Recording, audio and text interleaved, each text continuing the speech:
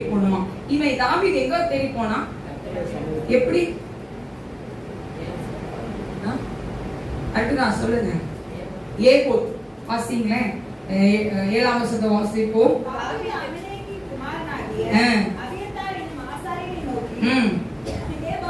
ஏகோத்தை என்னிடத்தில் கொண்டு வா. ஏகோத்னு என்ன அர்த்தம்?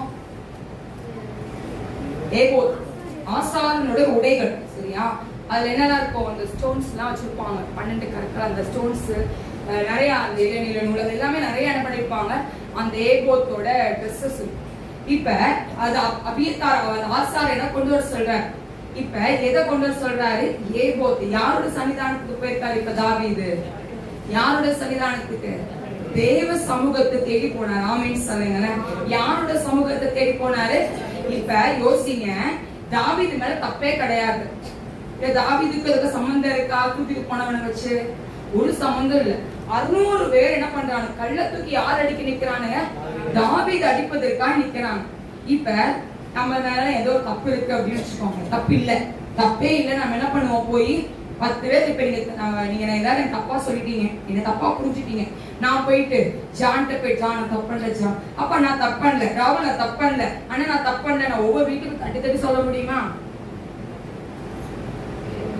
இப்ப தாவீது 600 வீட்டுக்கு போய் சொல்ல முடியுமா? இப்ப தாவீது யார சன்னிதானத்துல போனா? யாரோட சன்னிதானத்துல? கர்த்தருடைய சன்னிதானத்துல போனா தாவீது. நான் போயிட்டு எல்லாரும் வீட்லயும் போய் நான் தப்பு பண்ணலமா, நான் தப்பு பண்ண நான் சொன்னதுக்கு அவசியம் இல்ல, என்ன தப்பு பண்ணலையே.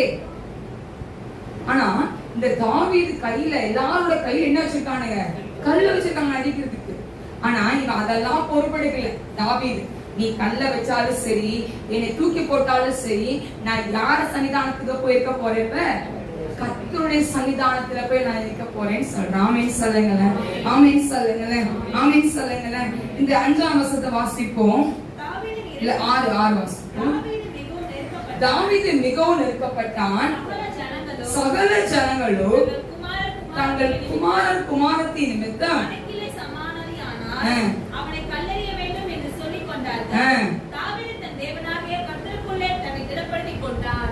கல்லறி தொடங்கிட்டானுங்க. இவன் என்ன பண்ணிட்டு இருக்கான்? தாவீது கர்த்தருக்குள் திடமனதா இருந்தான், திடப்படுத்தி கொள்றான்.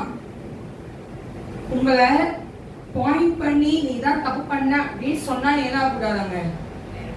பயப்படக்கூடாது. ஆமென் சொல்லுங்களேன், ஆமென் சொல்லுங்களேன். என்ன நடந்தாலும் சரி, உங்களை சுத்தி போராட்டமே உங்களை சூழ்ந்து வந்து நின்றாலும் நீங்க தைரியம் உள்ளவர்களா நிற்கும். ஆமென் சொல்லுங்களேன். அழகான ஒரு